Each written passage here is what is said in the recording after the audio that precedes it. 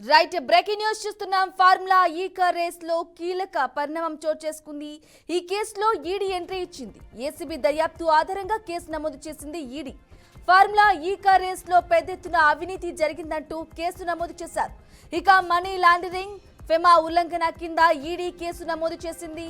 Formula ఈ car race లో ప్రమేయం ఉన్న కేటీఆర్, అరవింద్ కుమార్, బిఎల్ఎన్ రెడ్డిపై ఈడీ కేసు నమోదు చేసింది. ఈసీఐఆర్ నమోదు చేసినట్లు ఈడీ పేర్కొంది.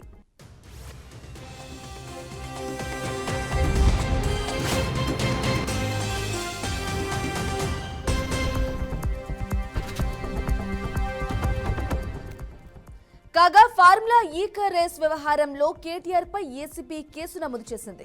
కేటీఆర్ తో పాటు ఐఏఎస్ అధికారి అరవింద్ కుమార్ పై కేసు నమోదు చేశారు ఏసీబీ అధికారులు. ఈ కేసులో A1 గా కేటీఆర్, A2 గా ఐఏఎస్ అధికారి అరవింద్ కుమార్, A3 గా హెచ్ఎండిఏ చీఫ్ ఇంజనీర్ బిఎల్ఎన్ రెడ్డిని చేర్చారు. ప్రభుత్వ నిధులు దుర్వినియోగం చేశారని ఏసీబీ కేసు నమోదు చేసింది. కేటీఆర్ పై 4 సెక్షన్ల కింద ఏసీబీ కేసు నమోదు చేసింది.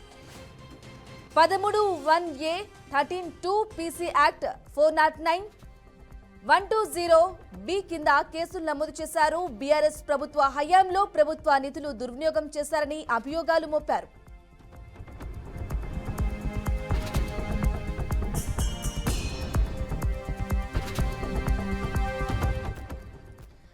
మరోవైపు బీఆర్ఎస్ వర్కింగ్ ప్రెసిడెంట్ కేటీఆర్ హైకోర్టును ఆశ్రయించారు. ఫార్ములా ఈ రేస్ విషయంలో ఏసీబీ కేసును వ్యతిరేకిస్తూ క్వాష్ పిటిషన్ దాఖలు చేశారు. రాజకీయ దురుద్దేశంతోనే తనపై కేసు పెట్టారని కేటీఆర్ అన్నారు. ఇక ఈ క్రమంలో ఈరోజు హైకోర్టులో వాదనలు జరిగాయి. అనంతరం కేటీఆర్ కు ఊరట లభించింది. ఈ నెల 30 వరకు కేటీఆర్ ను అరెస్టు చేయొద్దని న్యాయస్థానం ఆదేశాలు జారీ చేసింది. కేటీఆర్ కేసులో విచారణ జరపాలని ఆదేశించింది. అలాగే విచారణను ఈ నెల 27కు వాయిదా వేసింది. ఇదే అంశంపై మరింత సమాచారం అందించడానికి మా ప్రతినిధి మహేందర్ అందిస్తారు. మహేందర్. ఫార్ములా ఈ కేసులో దర్యాప్తు వేగం పుంజుకుందని చెప్పొచ్చు. ఇటు మొత్తంగా ఇప్పటికే అది ఏసీబీ పరిధిలో ఉన్నటువంటి కేసు కాస్త ఈడీ పరిధిలోకి వెళ్ళింది. మొదటగా ఇప్పుడైతే ఈ ఫార్ములా కేసులో కీలక పరిణామాలు చోటు చేసుకున్న పరిస్థితి. మరి ఏసీబీ దర్యాప్తు ఆధారంగానే కేటీఆర్ పై కేసు కూడా నమోదు చేసింది ఈడీ. మనీ లాండరింగ్, ఇటు ఫెమా ఉల్లంఘీకరణ కింద ఈడీ అయితే కేసు నమోదు చేసింది. ఈ కేసులో కేటీఆర్ అలాగే అరవింద్ కుమార్, బిఎల్ రెడ్డి పైన ఈడీ కేసు నమోదు చేసింది. సంచలనంగా మారినటువంటి కీలక పరిణామం చూసుకున్నాడు. ఈ కేసులో ఈడీ ఎంట్రీ ఇవ్వడం అనేది దాదాపు ఊహించిన పరిణామం అనుకోవచ్చు. ఏసీబీ దర్యాప్తు ఆధారంగానే కేసు నమోదు చేసింది ఈడీ. ఫార్ములా ఈ కార్ రేస్ అవినీతి జరిగినట్టు కేసు అయితే నమోదు చేసింది. మరి మనీ లాండరింగ్, ఫెమా ఉల్లంఘన కింద కూడా ఈడీ నమోదు చేసిన విషయం తెలుస్తుంది. మరి ఫార్ములా ఈ కార్ రేస్ లో కేటీఆర్ ప్రమేయం అలాగే అరవింద్ కుమార్, బిఎల్ రెడ్డి పైన ఈడీ కేసు నమోదు చేసింది. మరి దీనిపైన ఈసీఐఆర్ నమోదు చేసినట్టు కూడా ఈడీ పేర్కొన్న విషయం తెలుస్తుంది. ఏదైతే గురువారం నాడు ఫార్ములా ఈ కార్ రేస్ లో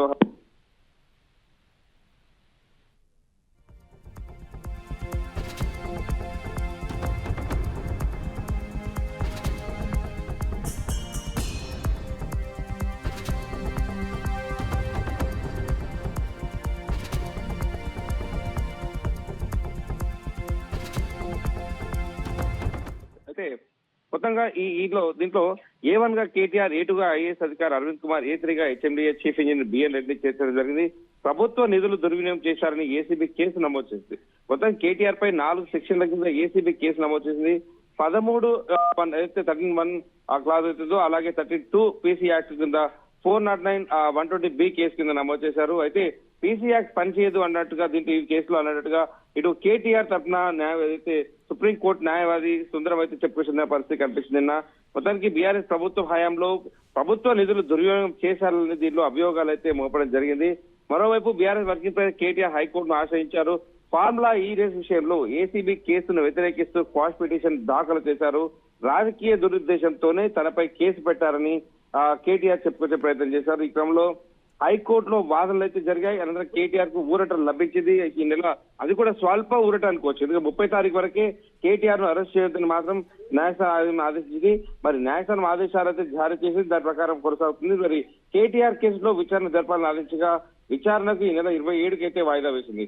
మొత్తానికి ఈ కేసు అనేక మలుపులు తిరుగుతూ ఒక్కొక్కటి ముందుకు వస్తున్న పరిస్థితి కనిపిస్తుంది.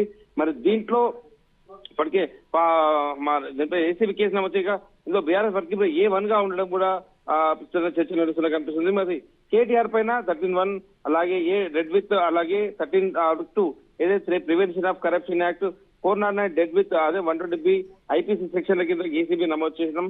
55 కోట్లు అంటే విదేశీ కంపెనీ ఫార్ములా ఈ రేస్ చెల్లించడంతో అక్రమాలు జరిగాయని దీంట్లో ప్రస్తావించింది. ఈ కేసులో A1 గా కేటీఆర్, A2 అరవింద్ కుమార్ అలాగే A3 గా బిఎల్ఎన్ పేర్లు చేసినారు. దీంట్లో ప్రధానంగా కేటీఆర్ దీనికి సూత్రధార అన్నట్టుగా కోర్టు పరిగణిస్తుంది. మరి ప్రభుత్వం నుంచి గ్రీన్ సిగ్నల్ అందిన వెంటనే ఈ కేసు నమోదైతే చేసింది ఏసీబీ. మరి ఇప్పటికే ప్రభుత్వం నుంచి గవర్నర్ నుంచి ఆదేశాలు కూడా తీసుకుంది. ప్రభుత్వం చాలా చాకచక్యంగా చాలా క్లియర్ గా ఇంత సున్నితమైనటువంటి విషయంగా దీన్ని పరిగణించి ప్రభుత్వం కూడా చాలా జాగ్రత్తలు తీసుకుని ముందు గవర్నర్ పరిధిలోకి తీసుకెళ్లి గవర్నర్ ఆదేశానుసారం ఏసీబీకి ఇచ్చినట్టుగా చాలా క్లియర్ గా పడ్డారు. మొత్తానికి ప్రాథమిక విషయాల ఆధారంగానే లోతుగా విచారించేందుకైతే ఏసీబీ కూడా సిద్ధమవుతుంది. ఇదిలా ఉండగానే ఈడీ ఎంట్రీ అయితే ఇవ్వడం మరి సంచలనంగా మారింది. డిసెంబర్ 20వ తేదీన అంటే నిన్న ఉదయమే ఏసీబీని సంప్రదించింది. మొత్తంగా కూడా ఈడీ ఈ ఫార్ములా ఈ కేసు సంబంధించి వివరాలపై పూర్తిగా ఆరా తీస్తుంది. అసలు ఏం జరిగింది, దీనిపైన మాకు సహకరించండి ఈ కేసులో అన్నట్టుగా ఈడీ అయితే ఎంట్రీ ఇవ్వడం కూడా సంచలనంగా మారింది. అలాగే మరి ఈడీ ఎంట్రీ ఏంటంటే దాదాపు దీంట్లో చాలా క్షుణ్ణంగా ఇంకా 2 దర్యాప్తు సంస్థలు కూడా చాలా క్లియర్ గా దర్యాప్తు చేసే అవకాశం ఉంది. ఏసీబీ నమోదు చేసిన ఎఫ్ఐఆర్ కాపీని కూడా ఈడీ తీసుకుంది. దాని ఈసీఐఆర్ అంటే ఎన్ఫోర్స్మెంట్ కేస్ ఆఫ్ ఇన్ఫర్మేషన్ రిపోర్ట్లు కూడా నమోదు చేసింది. దాంట్లో A1 గా కేటీఆర్ పేరును పేర్కొంది. Right Mahender Reddy, thank